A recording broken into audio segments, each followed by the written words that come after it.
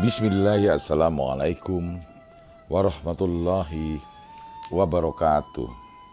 Sahabat mercusuar hati yang berbahagia, dikisahkan bahwa Bani Israel mengangkat 3 orang hakim untuk memutuskan perkara. Bila terjadi perselisihan di tengah masyarakat, akan diputuskan oleh hakim pertama. Jika ada yang tak menerima putusannya, hakim kedua turun tangan. Jika masih belum puas, masyarakat boleh mendatangi hakim ketiga. Suatu hari, malaikat menyamar untuk menguji ketiga hakim tersebut. Menyerupai manusia, sang malaikat menaiki kuda dan mendekati sebuah sumur.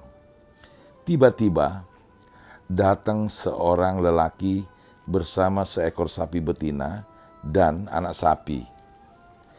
Ia berniat memberi minum kedua sapinya. Dengan izin Allah, malaikat memberi isyarat agar anak sapi itu mengikutinya. Saat pemilik sapi betina hendak pergi, anak sapinya tak mau bergerak. Ia mencoba dengan berbagai macam cara. Malaikat yang menyerupai manusia itu lantas mengatakan bahwa anak sapi itu miliknya yang dilahirkan dari kudanya. Pergilah, tinggalkan anak sapi ini karena ia adalah milikku, ujar malaikat yang menyerupai manusia tersebut. Pemilik sapi itu geram. Ia mencari keadilan. Didatanginya hakim pertama, malaikat yang memang hendak menguji kejujuran hakim itu lebih dulu mendatangi hakim pertama. Bila engkau memutuskan anak sapi itu milikku, engkau akan mendapatkan hadiah. Tergiur oleh hadiah, hakim pertama memutus sesuai dengan permintaan malaikat. Hakim kedua, malaikat melakukan hal serupa.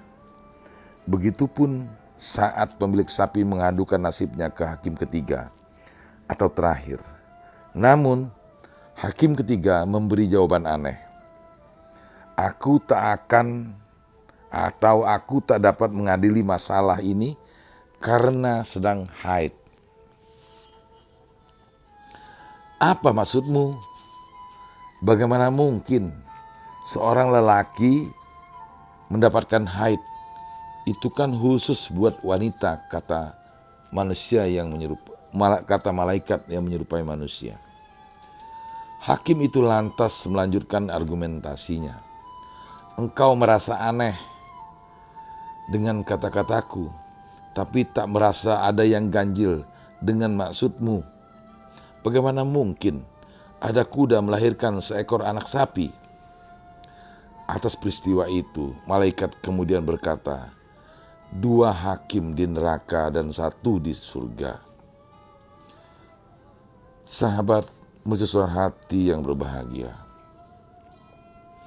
Rasulullah SAW sendiri telah menegaskan tentang hakim, di mana antara 3 hakim hanya ada 1 yang masuk surga, yaitu hakim yang tahu kebenaran dan memutuskan keadilan berdasarkan pengetahuan kebenaran yang dimiliki. Sedangkan 2 orang hakim jenis lain masuk neraka, yaitu hakim yang tidak memiliki pengetahuan untuk memutuskan perkara, tapi memutuskan perkara. Yang satunya adalah hakim yang mengetahui kebenaran tetapi tidak memutuskan sesuai dengan kebenaran. Sahabat mercusuar hati yang berbahagia, kini di negeri ini, wejangan Rasulullah SAW tersebut benar-benar terjadi di masyarakat kita.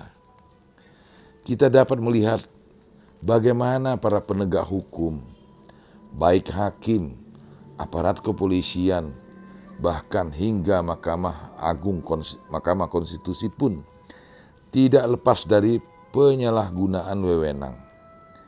Mereka seolah telah berhasil membuktikan hadis Rasulullah SAW tersebut.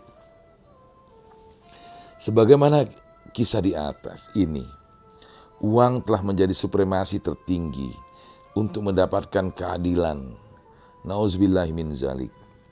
Sungguh, Allah adalah sebaik-baik hakim. Sungguh, Allah Maha mengetahui segala sesuatu dan akan memberikan balasan setimpal kepada hamba-hambanya yang telah berbuat kerusakan di muka bumi ini.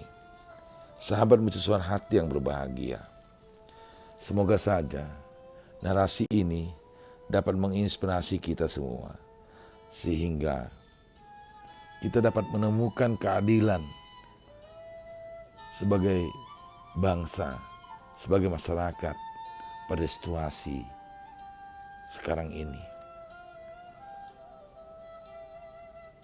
Keadilan bukan saja barang langka, tetapi barang yang cukup mahal, karena tidak dipergunakan sebagaimana mestinya.